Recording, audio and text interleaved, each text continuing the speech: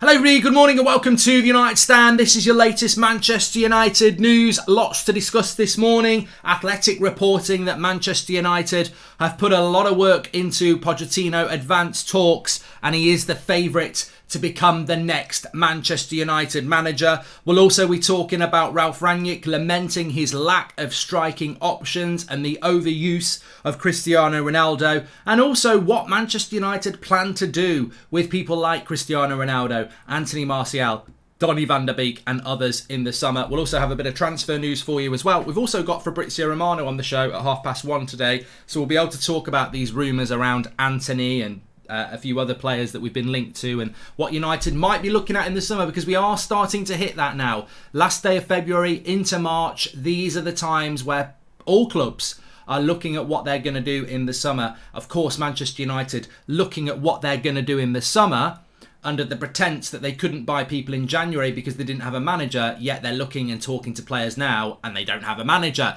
It's spin. And as we were talking last night on the Sunday night show, I think that United made a very conscious effort and a very conscious decision when they sacked Solskjaer to write this season off. I personally strongly believe that they sacked Solskjaer and said, we're not going to spend any money, we're going to get an interim in, we'll get fourth anyway, and then we'll start again in the summer. And it's failing spectacularly, and it is on the board. I mean, actually, you know what? Just before I talk about Pochettino and advanced talks, I just want to say something as well.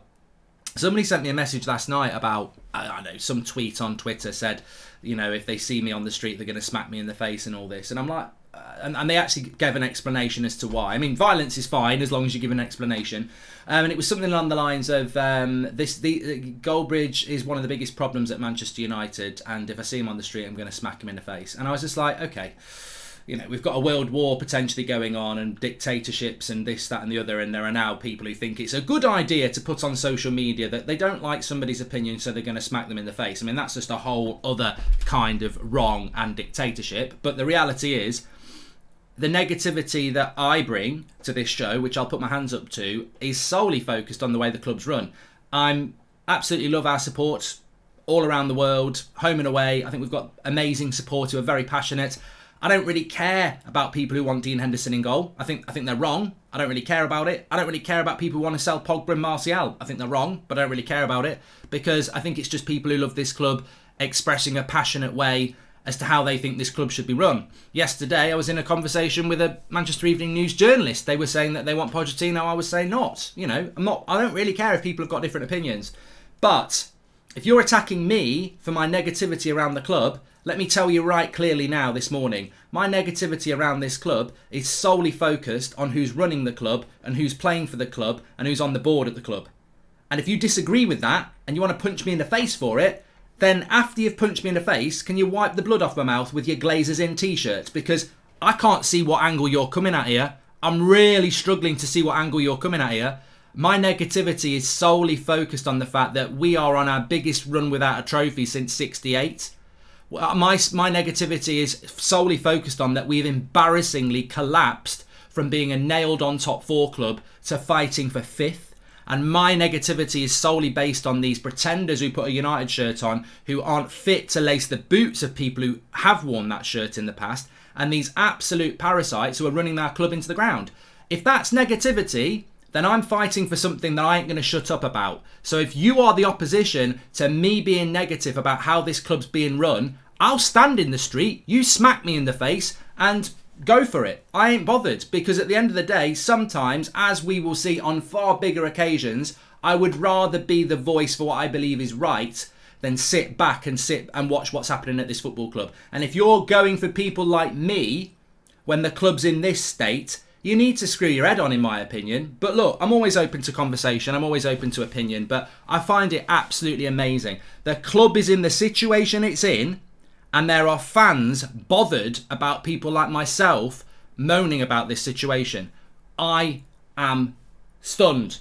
Absolutely stunned. But you know what? If you want a little glimpse as to why the Glazers will always win, those people are the prime example of why. They're so focused on arguing with United fans, the Glazers just sit back and go, I can't believe how lucky we are. Mad, absolutely mad. But there you go. It's all about opinion. Let's get on with the show. Manchester United, The Athletic are saying that Manchester United have put a lot of groundwork in for Pochettino. This is true. This is true. And Pochettino is the favourite to get the job. This is true. So United in advanced talks for Pochettino. Look, I'm not going to lose my crap if we appoint Pochettino. I completely disagree with it. There's 3 core reasons why I disagree with it. The first one is he got sacked by Spurs. Oh, but Levy says it's the biggest mistake he's ever made. He still sacked him. He didn't wake up in the morning, kick his bloody toe on the mantelpiece and go, right, you're sacked, Pochettino. You're bloody sacked. And then it didn't hurt anymore. Oh, I didn't mean it. I banged my foot on the toe. I'm going. No, he sacked him for a reason. They're having a crap season and they sacked him. He's gone to PSG and I think he's failed at PSG unless he wins the Champions League. But more importantly, PSG want him to go. It's well known in the football industry that PSG want Pochettino to go. They want Zidane. They want Pochettino to go. You know, PSG are like this. I'm not going to defend PSG here. They're like this. They always want a shiny new toy. They've sacked Ancelotti. They've sacked Tuchel. I don't think that was right, and they want to get rid of Pochettino. And so that's two major reasons I wouldn't go for him. And then the third major reason is that most of our fan base don't want Pochettino.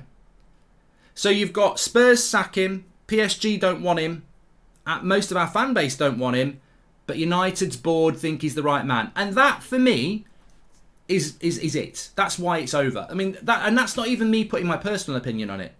Sometimes, in life, sometimes you've got a really strong opinion. I don't like mango. Don't put it on my plate. Don't even bring it into my kitchen. I don't like it, but it's nice. Have you tried it recently? I've done it with some syrup and stuff. I don't want mango. I don't like mango, right? Then that's your strong opinion. Then you've got your opinion of, have you tried pineapple on a pizza? Well, I don't think that would work. But have you tried it? Well, I don't think it'd work. Well, you should try it because a lot of people like it and you try it and it's not bad.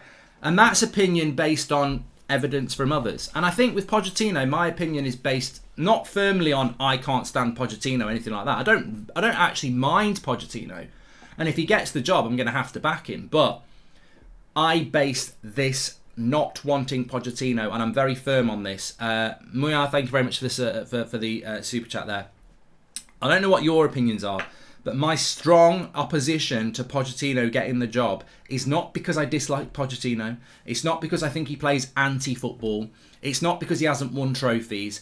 My big reason for not wanting Pochettino is the evidence. There's a swathe of evidence in front of me. And at this point in Manchester United's history, which I believe is our lowest point easily in Premier League history. I don't think we've been this low ever in Premier League history. And I can only give you Premier League history because that's what I remember firmly. I only really remember football in depth from sort of the late 80s. So in Premier League Manchester United history, this is the worst point I believe we've been in. I don't think it's the worst team, but I think it's the worst point, and that's compounded by the good players that we have. But bringing Pochettino into United right here, right now, a man who's won no trophies, a man who, really isn't one of the best managers in the world, and a man who comfortably can fall into a position where he can get you 4th place and be a puppet to the board, which is what he did at Spurs. I think that's why United want him, and that's why I don't want him. So, sacked by Spurs, PSG don't want him, most of our fan base don't want him, and United's board really do want him. Well, okay, let's go through that. Sacked by Spurs. Well, that's not great, is it? PSG don't want you. That's not great either. Most of our fans don't want him. That's quite damning. And then the big one, the cherry on the cake, our board think it's the right man. Well, I tell you what, that sentence makes me want to go the opposite way on anything. Our board think it's the right decision. Okay, I'm just going to go opposite to that. But you don't even know what the decision is yet.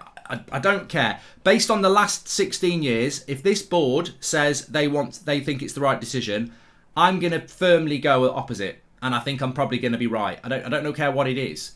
I'll take my chances. I think, and that's the reasons I don't want Pochettino. I think there's enough evidence that he's a complete and utter massive risk. I also think he's yesterday's news. I think his peak was around the time he got the Champions League for Spurs, and probably the year or two before that. I think that was the time you wanted Pochettino. I don't think a manager who goes and manages PSG, which is basically one of the easiest jobs in football, is is that I don't think he's on the right. I think it's a bit like the signings we make.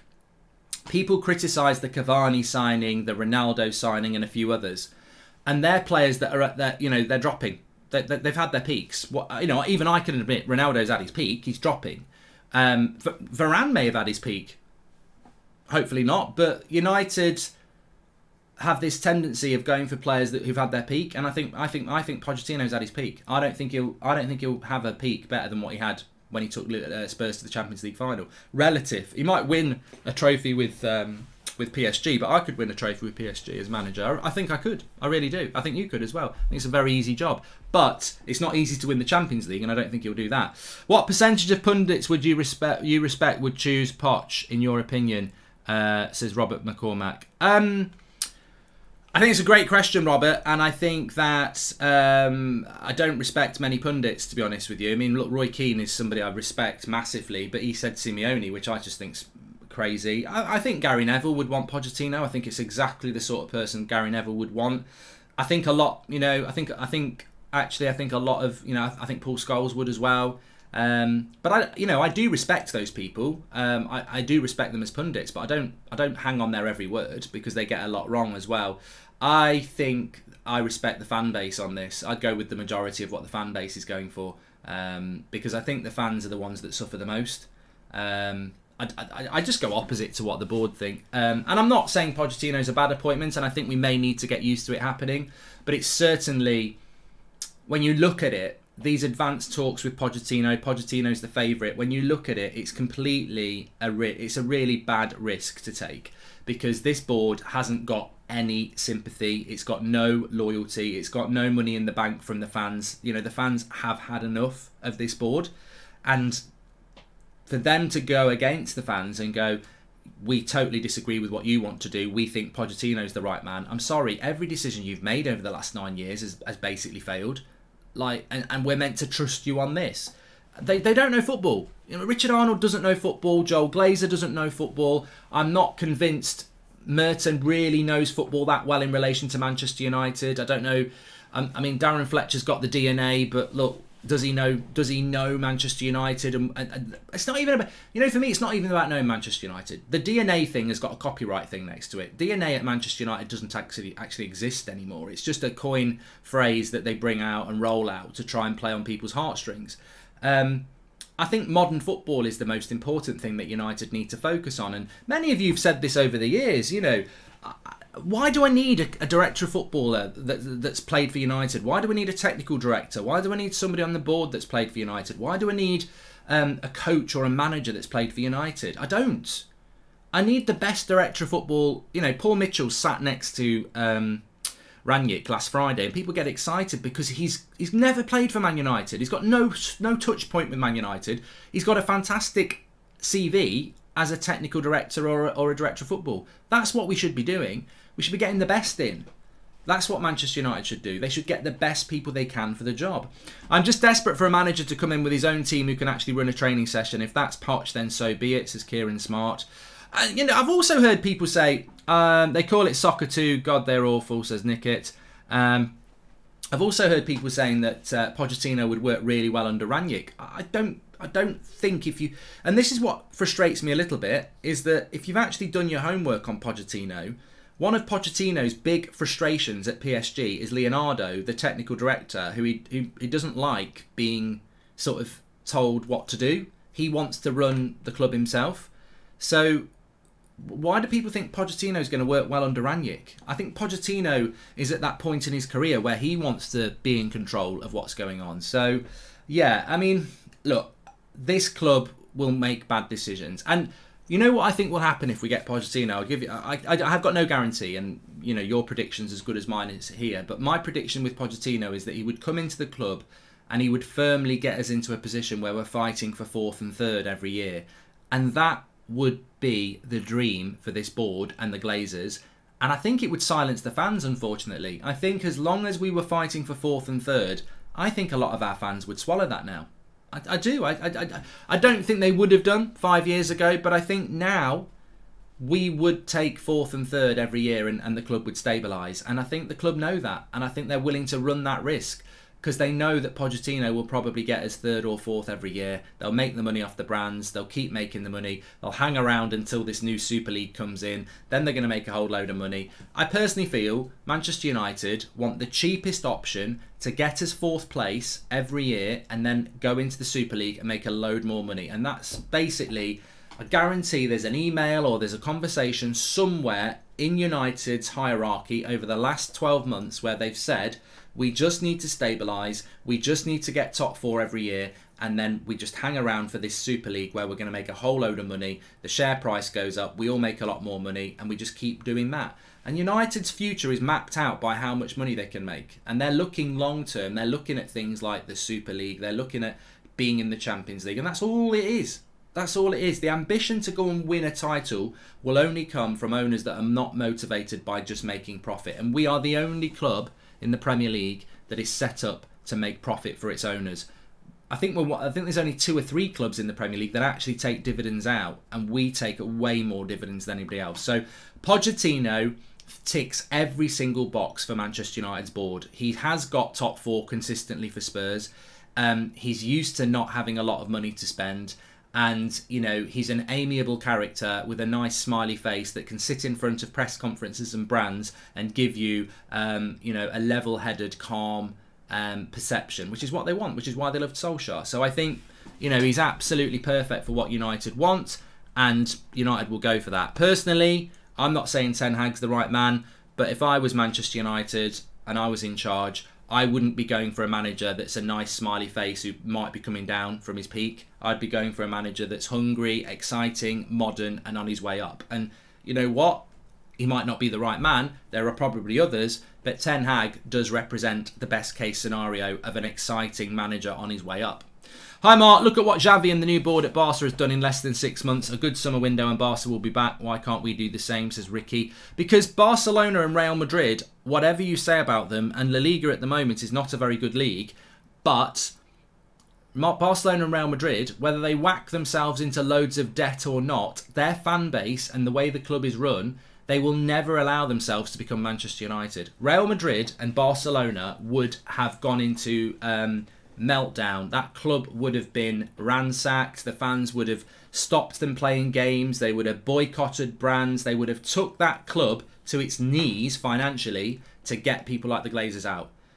And I'm not criticising our fan base for that, but the reality is Real Madrid, Barcelona, there are other clubs across Europe as well. They would take the club to its knees to stop happening what's happened at Manchester United, where a great football club has turned into a brand. And they wouldn't allow that. And to be fair to Real Madrid's owners and Barcelona's owners, and they've had bad owners, they know they have to deliver trophies. Perez, whoever the Barcelona owner is or president is, they have made mistakes. They've made big mistakes. They've spent big money on flops like Coutinho and Dembele and Griezmann. But they know they've got to win trophies. And they will win trophies again. Real Madrid, Barcelona, they will win trophies again. They will win the Champions League again before we do. They'll definitely win a league title before we do. Obviously, their league's a little bit less competitive. But for all the criticism of Barcelona and Real Madrid, and they do deserve it over the last few years, they would never be in a situation that we are, because they are a football club first, and they will fight passionately for that. Unfortunately, as I said at the start of this video, for some reason, and you've got to respect it because they believe in it, but I don't believe in it, we do have a proportion of fans in our fan base who just completely focus on the wrong things. They seem to think negativity doesn't belong in the fan base. And I'm like, you know what? You lot would just be swallowed up if you were Real Madrid fans. No one would take a blind bit of notice of you, because they would not allow the club to be in the position it's in, and that's the sad thing. I wouldn't be negative at all. I mean, unfortunately, the United stand never existed when Manchester United were winning trophies. But I think back when I lived in Ireland and used to go to Old Trafford quite regularly, and I think back to the '99 final when I was around at a house party with about 40 other United fans, and we never questioned the team. We never questioned the team because we trusted the team. We trusted the manager. You'd get disappointed when you lost a game. God, I'd be on forums like BBC, bloody, I think it was 606, you'd go on the forums there tapping away because it was before Twitter and that, and you'd be like, oh, I can't believe he missed that chance. But we trusted the team and we trusted the direction, and we knew we had a manager that was more passionate than we were. This fan base won't moan if it reflects if the club reflects the fan base, and at the moment, I think that's the most profound line. Manchester United had a manager and a team that reflected the fan base for over 20 years, and we loved it. I think even in the 70s, what Ricky was saying last night, we might not have won league titles, but the team reflected the fan base, definitely in the 50s and definitely in the 60s. Where we are now, we've got a club that doesn't reflect the fan base. It's Manchester United almost in name only. We go and we stand outside Old Trafford and we hear echoes of the past, but the present doesn't resonate. And this is, it's disgusting what's happened, really. And, it saddens me that some people in our fan base just don't get it. And I'm happy to have that conversation with anybody. Some of them don't want to have a conversation with me because they don't respect it. But you know what? I don't mind. I don't mind if people don't like the United stand. I don't care if they don't like fan content. I don't care if they think that, moaning and negativity is a bad thing.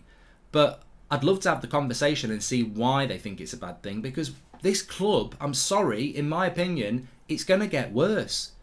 I cannot put a date on when we will win a title again. I can't put a date on when we'll win a cup again. I think we're miles off. Even the Carabao Cup final yesterday was Liverpool against Chelsea. It's not easy to even win that trophy, and it's not a great trophy to win. We're miles off. And people just seem to think support. You know what? I had somebody say to me the other week, support the team. What are you talking about? Who's not supporting Manchester United? Like, if we were all fair weather fans, we'd piss off. Like, supporting a team is about supporting a team no matter what's going on. But I don't support the owners, I don't support the board, and I don't support a lot of those players anymore. But I'll always support the team. Supporting the team is supporting a cause is sometimes having the bravery to stand up and say, hold on a minute, this is a shower of shite. This is not good enough. That's support. Sitting back and saying nothing is not support in my mind. That's just accepting things. In any situation, if you sit back and do nothing, it's like that line from the film, isn't it? Evil prospers while good people sit back and do nothing.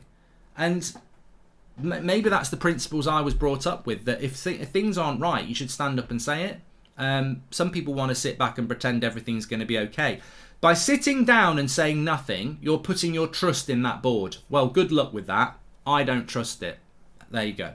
My preferred choice would be Enrique, winner and now knows how to handle big egos. The trouble with Enrique, Jay, is that he isn't going to leave before Christmas, and I don't think we can wait that long.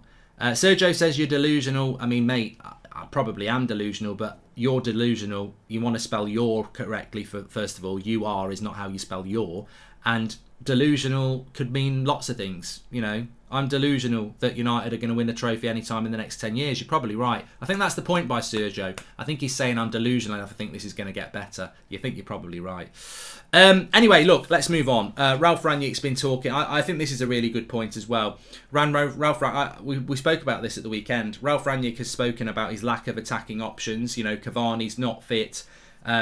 He's got Ronaldo and basically that's it. And I do think that there's a collective issue here, but we can all criticise Ronaldo. Oh, you know what? Can I just say as well, if I read another line about is Ronaldo finished? Is Ronaldo finished? I mean, you should be finished for saying it. Is Ronaldo finished? What an absolute idiot line to come up with. Is Ronaldo finished? I mean, I get it if it's to try and generate debate, but come on. How is Ronaldo finished? Do you know what finished is? Finished is getting Emil Heskey out of retirement now to play up front for United. He's been retired for 10 years. That's finished. Is Ronaldo finished? What does it even mean? Is Ronaldo on the decline? Let's have a debate. Is Ronaldo finished? Is he walking around with a bloody hobbling stick? Is he finished? Are you an idiot? Is he finished? Is he on the decline, is the question. One of the world's greatest ever players is finished after one game or 1 month. Come on, grow up. He's not bloody finished, is he? He might be on the decline. There might be other reasons. we will find out over the coming weeks and months. But to be, do people realise what finished is? Finished is Gary Neville subbing himself off at half time because he's finished. Like, Ronaldo is not finished. He might well be on the decline. There might be other issues, but he's not bloody finished. I can't get on board with a debate about that. Is he finished? No, he's not. Let's move on to the next point.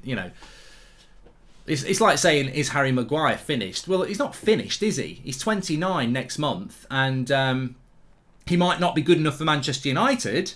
That's the debate. Is Harry Maguire good enough to start for Manchester United? It's not, is Harry Maguire finished at this level? Well, no. He could easily go and play in a back five. Matic can only play 60 minutes, then play him for 60 minutes as Kushina. Yeah, I mean, look, I know Ricky was saying last night that his midfield would be Matic and McTominay, but Matic can't play an hour. He can't play an hour. He can't play more than an hour. So, well done, man. I mean, everything goes back to decision making at the board. I mean, why did we keep Matic last summer? What I don't. It's like running a race and saying he's really quick, but he can't finish it. Let's keep him. He's a valid member of the team. What's the point in having a player that can't play 90 minutes when you play 90 minutes? And he can't play 90 minutes. It's 100% the fact. I'll disagree here with the form Ronaldo is in for the last 2 months. He would not start in any top side as a 9. Try Langer, Rashford as a centre forward. Actually, I'd completely disagree with you there. Well done for having an opinion. Ronaldo would not start for any top side as a 9. Let's try Marcus Rashford there. That really, to me, is one of the worst takes of 2022. I'm sorry, mate. I respect it. Some people will probably agree with you, but you totally destroyed it. One, I think Ronaldo would start for teams as a number 9. And if you think Marcus Rashford's a number 9, mate, I don't think he's even I'd be tempted not to have him on the bench at the moment. That's how bad I think Rashford is. And I like Rashford. So don't, in my opinion, don't attack Ronaldo by saying Rashford's better. Because that is just a no-go as far as I'm concerned. Hi Mark, can you take Poch now or Enrique after World Cup? Are we ready to wait for him because he's only coach who can compete against the big coaches, says Jay. We should be going for a top-level coach, yeah. But look, let me go back to what Rangnick said. So Rangnick's basically said he's got no attacking options to play as a number 9. And I think this was compounded last week where you're asking a 37-year-old Ronaldo to play 3 games in 6 days. Now, ultimately, he should have scored against... who did we play at the weekend? Watford. But... I think, how have United put themselves in this position? I basically said I don't think Arsenal will get top 4 in January because they didn't buy a striker. Welcome to the Members Club, Jeremy. I felt that Arsenal had messed their chances up as getting top 4 because they didn't get a striker in January. And United have basically put themselves in a similar position. I don't know how we've put ourselves in this position. Martial obviously wanted to go. What do you do? People say we should have kept Martial. There's 2 reasons why. Well, we should have kept Martial, but again, the club had pissed him off so much that he was adamant he wanted to go, and also Martial agreed to go before the Greenwood thing hit. So the Martial thing is frustrating, and I would say, if we'd had Martial fit at the weekend, he would have been a nice option to bring on. Look at the West Ham game, made a big difference. So it would have been nice to have Martial the last few weeks, but you can see how that didn't happen. Cavani is just a disaster. I'm wearing the hoodie. I love Cavani, but he's a disaster as a player. Like, the injury record has just been completely ignored in throwing in 200 grand a week, and that's from day one for me. Vitex, thanks for the super chat. Obviously, Greenwood would be an option, but he's not an option. And, whatever's gone on there, we can't really comment on about it. But, United need to get a better grip of what their players are up to in their private lives. There's been a lot of rumours going around for a long time about how some of these players behave, and I'm not talking about Greenwood specifically, but the warning signs were there apparently around a number of players, and United just don't seem to run that dressing room very well at all. But you can't, there's nothing you can do about the Greenwood situation. And then Rashford is completely and utterly lost as a footballer. So we've lost Greenwood, Cavani, Martial, Rashford, and we basically got Ronaldo. We have 5 people who can play up front, and only one of them's available to play at the moment. And he is getting more pouters than any of them, which is understandable because if you put the shirt on and you play up front, you're going to get exposed. But ultimately, Ronaldo would get less criticism if he just said, I've got a sore hamstring, I can't play last week. So, Ronaldo plays for United 3 games in 6 days, comes out of it absolutely the villain, and then you've got Cavani who can't get fit, you've got Greenwood who can't play, you've got Martial who's gone on loan, and you've got Rashford who's probably the worst attacker we've got this season, and yet Cristiano Ronaldo, who's turning up every single game, is getting absolute pelters. And I think Rangnick was basically alluding to that. I think that's what he was trying to say, is that I don't have any options up front. I really don't. And people can say put Charlie McNeil up there or put Alanga up there. Yeah, because that works, doesn't it? You know, that really works. Let's chuck basically a teenager up front in big important games, because that'll work. And of course it has worked. It worked with Rashford, it worked with Rooney, but is that really a long-term plan for United? We've ended up in a ridiculous situation with the strikers. Sir Alex said when the clubs value players more than the manager, it's definitely in the wrong path, and that's why our board has done, says Anmar. And I was at the game on Saturday, and first time I've seen Ronaldo live. Even though he didn't take his chances, his movement was good. Matic was brilliant, says Rory Saunders. I mean, I don't think Ronaldo's overall performance on Saturday was terrible. The fact is, and I do agree with this, he should have scored a goal. In a game like that, with how much was going in and around the box, he should have scored a goal. But the funny thing is, I actually think that the three best chances of the game was Bruno's. I think Pogba put the cross in the first half, and Bruno's just got to direct it in, and he directed it wide. Bruno's one-on-one. I mean, God, I'd fancy myself to score that. I mean, I'm not saying I'd score every time, but I'd fancy myself to score that, and he didn't. Those and Alanga in the second half, that brilliant back heel by Pogba into Alanga, I think he's got to bury that. I think they're the three best chances of the game. The fourth one would be Ronaldo, where he hits the post. But to be fair to Ronaldo, it's a little bit behind him. There's two defenders there, and he's got a slim gap to put it in. But he should score. But I do think Alanga and two of Bruno's chances were better. But, you know, Ronaldo should have scored at the weekend. United should have scored at the weekend. We are creating a lot of chances, and we're doing quite well under Rangnick. But it's... The club's just, you know... You don't miss all those chances in all those games unless there's a problem at the club, and there's a massive problem at the club. Would you take Bielsa, says Ramo? No, I wouldn't take him. I wouldn't take Bielsa, to be honest with you.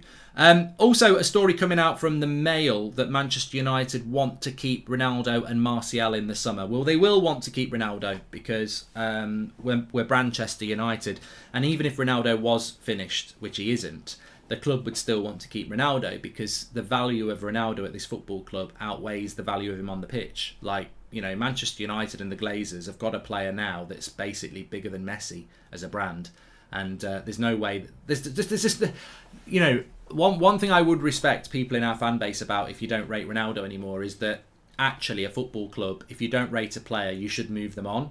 But this goes back to what I'm talking about, Manchester United. It wouldn't matter if Ronaldo was finished. They'd still want to keep him because as a brand, he's hugely beneficial. Your new kit comes out, right? Let's pretend Ronaldo's finished, yeah? Which he isn't. I think he might be on the decline, but he's not finished. And I would keep Ronaldo next year if he wants to stay 100%. But let's pretend Ronaldo's finished, yeah? Ronaldo's finished. Man United have the option to get rid of him and make their money back, or they can keep him for another year, right? What decision do you think United are going to make with a Ronaldo that's finished, but they can keep him for another year, when they've got a brand new kit out and they know they can put Ronaldo in it on the banner outside Old Trafford and on all the marketing equipment? They're going to keep Ronaldo because Ronaldo in a new kit is going to sell a hell of a lot more than Isaac in a new kit, 100%. So Ronaldo, Man United will be desperate to keep. And I would back that up with more evidence. Why do you think United are desperate to keep Paul Pogba? Do you think it's because Paul Pogba's been inconsistent over the last 6 years, or do you think it's because Paul Pogba is hugely marketable to this club? I think Manchester United look at the marketing value of the player. Now, look, would I keep Pogba? He's better than a lot of what players we've got.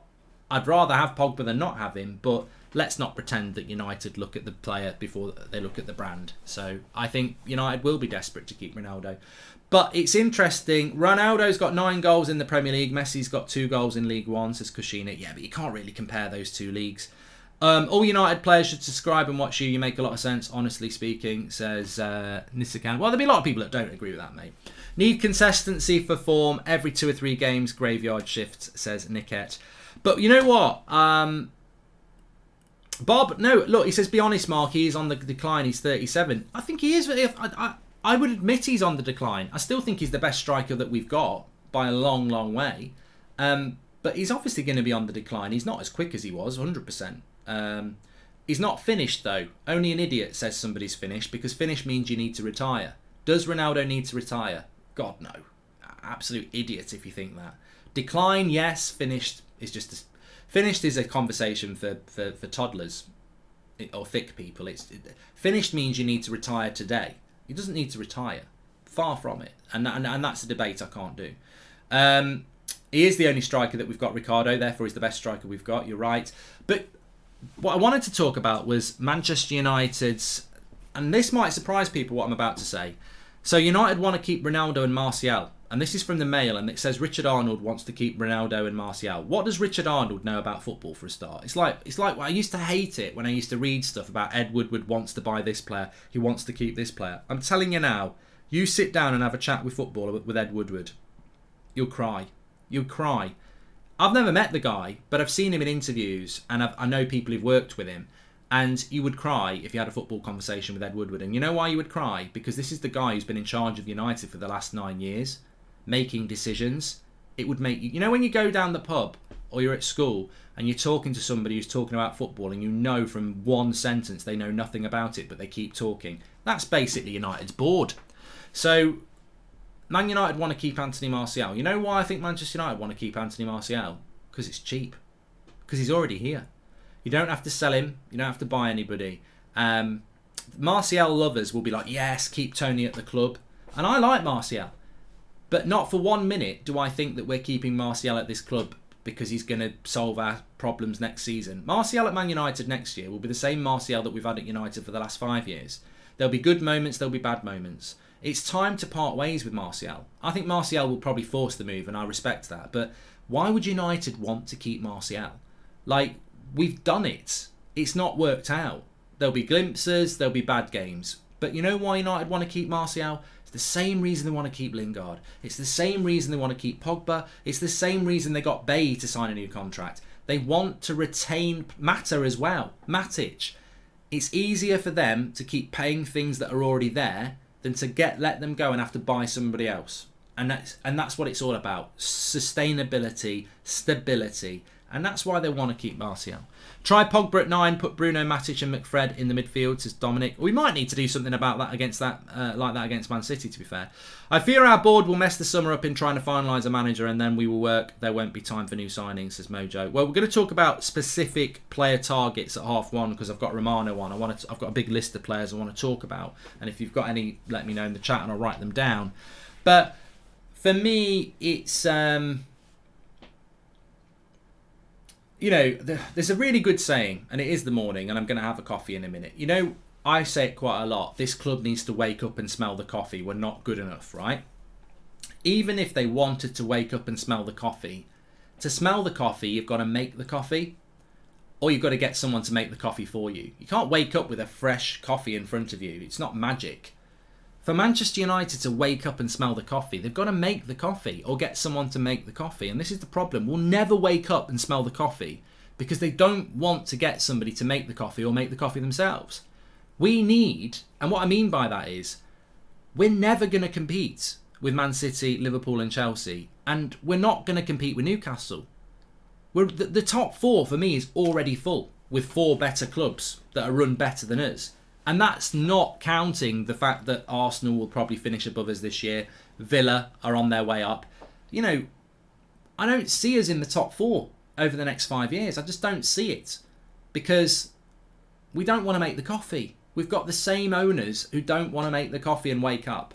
They're not going to wake up from this slumber where they're just dreaming of making money and money and money. We don't have the right attitude or ambition in the club. And people will always say, well, you spent $1 billion over the last 10 years, but it's not as simple as, well, the Glazers do spend money. It's how you spend the money. If they employed people... One of the biggest problems at United is the fact that they employ mates. Everybody's a mates. Everybody's incompetent. And they all protect each other. Let's spend our way out of this. But if you actually brought proper football people in, that £1 billion would have been spent so much more, and we would have won more trophies. They might not be Premier Leagues, but we probably would have won more FA Cups, Europa Leagues, Carabao Cups, whatever. We are so far away. And unless that changes, I just don't see how it does change though. Going for Poch only confirms where the club is. Poch is absolutely trash, says Daniel Kirk, and thank you for the contribution there, says Addy. But you know what? One of the questions I do get asked quite a lot is why do Jemmy says he watched Moneyball. It's a great Moneyball's brilliant because it could be completely applicable towards Manchester United if they wanted to be competent. But one of the big, you know, what a lot of people ask me, and I get asked it a lot, is why are you so convinced that Manchester United are going to get worse over the next 18 months? And the reason I'm so convinced about it at the moment, and it can change, is that I think that with Manchester United, the huge problem that we have is that we're in a horrible position, and I can see it getting worse. I'll throw the question to you. We're fighting for fourth. Arsenal might get it, and if they don't get it, they've bottled it. So we'll be lucky to get fourth place now. We don't deserve it. I think so many fans say we don't deserve fourth. If we get it, we're going to be lucky. Will we be lucky next year when I can see 3 or 4 clubs around us being stronger than we are? And so that's one reason why I think we'll get worse. Another reason I think we're going to get worse is we're going to lose players that I'd want to build the team around, and we're going to keep players I'd get rid of. And what I mean is, your Harry Maguires, for example, I would be looking to move them on. He will be here for the next 3 years. Your Paul Pogbas, your Cavani's, your Ronaldo's, whatever your criticism is, I'd rather be building a team around them than your Maguires. So we're going to lose the players that are actually our better players, and we're going to keep the players that I'd be looking to move on. That for me makes us worse. And then the third thing is that already it's very clear that we can't have the summer we need. I don't care who the new manager is. To have a relatively good summer, I think we need to sell 5 players and sign 5 players. And that's not everything done. That's just a relatively good summer. I don't think we're capable of buying 3 and selling 3. So we won't have the summer we need to have. We'll lose the players that we don't really want to lose, and other clubs are going to get better than us. So, and that's from this position, we're going to lose players. So we're not in a good position, yeah? Other clubs are going to get better than us. We're going to lose good players and keep bad players. And what was the third point? We can't have the summer we need to have because there's too much that needs to be done. So if that's where we are now, I can only see us dropping. How do you go higher from where we are now? Well, you keep the players that are the good players and you sell the players that aren't the good players, up. You compete better than the clubs around you, up. And you have the summer transfer window and you exceed that, what you need to do, up.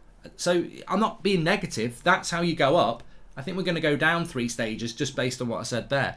The future looks bleak, says Pirates Remy. And I think it does look bleak. And I suppose from my position, at least if it's not bleak, I'll be pleasantly surprised. But these people who don't think it's going to get worse, I think might have their head buried in the sand. And it just goes back to, again, apparently what I'm saying is negative. I'm being negative. You know, we don't want voices like mine talking about Manchester United because I'm being negative. And yet my voice is coming from a position of complete and utter distraught at where this football club is heading and reality. But apparently I should shut my mouth and say nothing. Well, anybody who's telling me to do that is a dictator, because you are shutting up freedom of speech, which, you know, has a much bigger meaning than football. And secondly, why are you wearing a Glazers In t-shirt? Because I tell you what, if you think that myself or anybody who's talking like I'm talking is a bad thing in the fan base at the moment, I actually think it's a great thing in the fan base at the moment because I don't hear enough of it. I'm not hearing enough of it. All I'm seeing is a lot of United fans who are burying their head in the sands and pretending that this is going to get better. We are in the worst position we've been in arguably in my lifetime. I know the squad is better than some of the squads we've had, but we exceeded with those squads that weren't that good. We are underachieving with this squad, and that is a massive sign of incompetence. When you've got the players, but you're not delivering, that just shows you the level of rot in that football club. And Old Trafford is rotting. You know, people talk about the stadium rusting and holes in it and this, that and the other and the facilities not being up to it. It's rotting. How can you take 10 million out of a football club a couple of months ago when that football club needs investment? It's rotting because we're owned by greedy people. Anyway, thanks everyone for watching. We've got Romano on at 1:30, so we can talk about the signings in the summer. I'm quite interested about that because we will make signings in the summer. It's not going to be enough. We will be buying people in the summer.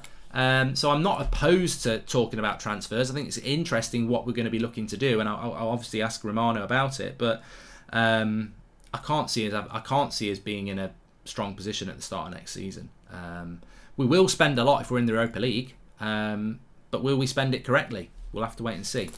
Thanks everyone for watching. I hope you have a good day. Speak to me again at 1:30. We've got Romano live. We've got TUSFC back at 3 o'clock. You can rely on them, maybe. And I really enjoyed the show this morning. I hope you have as well. Smash a like on the video, subscribe, and I'll speak to you all in a bit. Take care.